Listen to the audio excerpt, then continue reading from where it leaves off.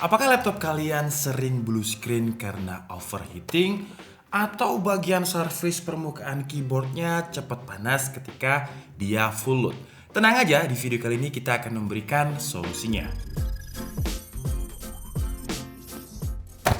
Dan perkenalkan, ini adalah Nemesis X6 Thunderstorm, sebuah cooling pad. Jadi kalau misalkan laptop kalian blue screen karena overheating atau permukaannya panas, kalian gak usah bawa dulu ke tukang teknisi, jadi pakai dulu cooling pad yang harganya menurut saya cukup terjangkau ini. Jadi harganya sekitar 332.000 dan menurut saya fiturnya cukup menarik untuk kita bahas. Karena cooling pad ini dia memiliki fan speed panel control. Jadi di bagian sini ya ada LED indikatornya dan dia juga bisa di-adjust untuk speed RPM-nya. Kemudian juga ada RGB illumination-nya. Dia memiliki dua side RGB dan dua side RGB fan. Oke lah, jadi sekarang langsung aja kita bahas Nemesis X6 Thunderstorm ini ya. Dan di dalam paket pembeliannya langsung kita dihadapkan dengan nutup lagi dia. Dihadapkan dengan cooling pad-nya dan juga ada kabel konektornya. Wih gila, kabel untuk cooling pad aja kalau kalian lihat ya, dia sudah braided dan juga dilengkapi dengan nilon. Dan untuk konektornya dia pakai Type A to Type A. Dan untuk kabelnya dia nggak terlalu panjang ya, jadi kabelnya kira-kira ukurannya segini aja. Kenapa seperti itu? Karena kan cooling pad itu pasti ditaruh di bawah laptop. Kalau misalkan terlalu panjang juga ribet. Kalau pendek kan secara cable management akan lebih enak aja. Oke, sekarang langsung kita bahas untuk cooling padnya. Untuk bobotnya pertama dia nggak terlalu berat. Dan ketika kita timbang bobotnya itu sekitar 963 gram, jadi hampir 1 kilogram ya. Dan untuk materialnya overall dia menggunakan bahan material plastik. Cuman di bagian tengahnya ini ada semacam akrilik, mungkin ini untuk menyalakan RGB effect iluminasinya tadi. Kemudian di bagian tatakannya ini, bagian base bawah dia ada aksen lubang-lubang seperti ini. Terus ada rubber. Nah, rubber ini fungsinya kalau misalkan kita gunakan di laptop ya, seperti ini adalah laptop Asus 14 inch. Coba kita pasang di sini ya, kalau misalkan dimensinya 14 inch. Nah, di bagian bawahnya sini kalau kalian lihat ini ada kayak semacam stopper. Jadi kalau misalkan kalian miringkan, sebentar, kalau ada stoppernya ya, seharusnya dia memiliki adjustment. Kita coba lihat. Oh iya ya. Jadi dia memiliki adjustment seperti ini. Jadi kalau misalkan kalian merasa permukaannya terlalu lurus, bisa pakai adjustmentnya seperti ini. Nah, fungsinya si stopper di bagian bawah ini biar kalau misalkan kita taruh laptop di atasnya itu dia enggak terlalu melorot, jadi pas gitu. Dan stoppernya ada di bagian untuk LED indikatornya. Nah, tadi kabelnya mana? Sekarang kita coba koneksikan. Kalau misalkan laptop 14 inch, kemudian laptop ini Core i3, kayaknya nggak perlu fan lah ya, karena dia powernya nggak terlalu tinggi. Tapi gimana kalau misalkan kita koneksikan dengan laptop gaming 15,6 inch? Nah, jadi kalau misalkan 15,6 inch, dia masih sampai di bagian belakangnya juga masih ada ya. Masih bisa kalau misalkan kita menggunakan 15,6 inch. Tapi sebelum kita coba performa coolingnya, saya pengen tahu dulu gimana untuk efek RGB-nya ini. Jadi cara pakainya gampang ya, karena dia nggak perlu power. Perlu sih, tapi kalian nggak harus mencolokkannya ke adapter. Jadi tinggal dicolokkan aja di bagian sini. Nah, seperti ini. Widih, dan dia langsung diskoan seperti ini ya, RGB. Dan yang menarik, RGB-nya itu ada di beberapa area. Jadi pertama ada di akriliknya yang ada di sini, kemudian ada di bagian samping juga. Nah, kalau misalkan seperti ini, kalau kalian pasang di setup kalian, bagusnya adalah lampunya itu ditembakkan ke bawah. Jadi kayak ada refleks lampu sebagai ambience. Widih, warnanya bisa diganti-ganti ya. Jadi pertama ada warna statik hijau seperti ini, terus biru, terus ini Tosca, ungu, ini effect breathing ya sepertinya.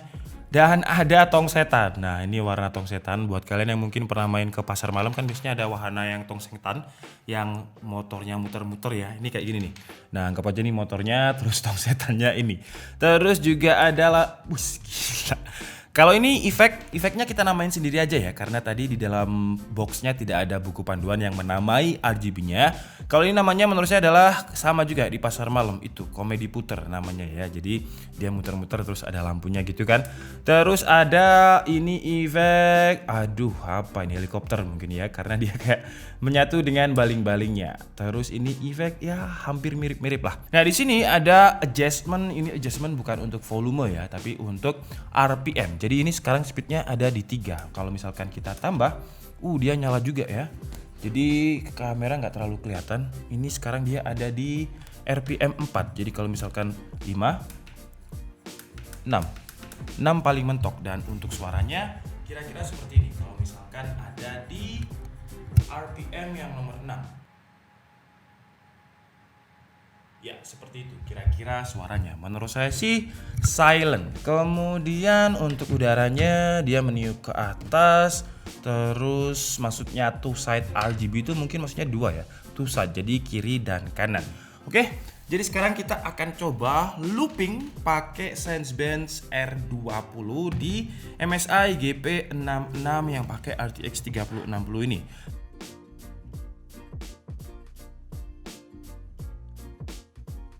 Dan setelah kita loop dan juga sudah kita tarikan datanya, seperti ini ya hasilnya. Jadi kalau misalkan secara maksimum temperatur sebenarnya sama-sama 96 derajat Celcius. Jadi yang warnanya hijau itu kita loop sebanyak 19 menit.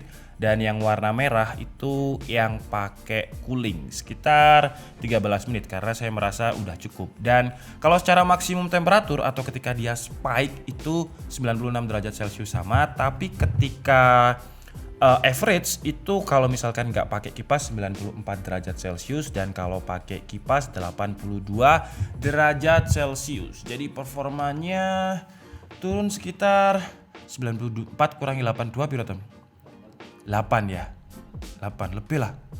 6 ya 8, sekitar 8 derajat Celcius. Sorry ya, karena dulu waktu pelajaran matematika saya sering bolos, makanya seperti itu. Dan untuk game Assassin saya coba yang pakai cooling itu 38 menit.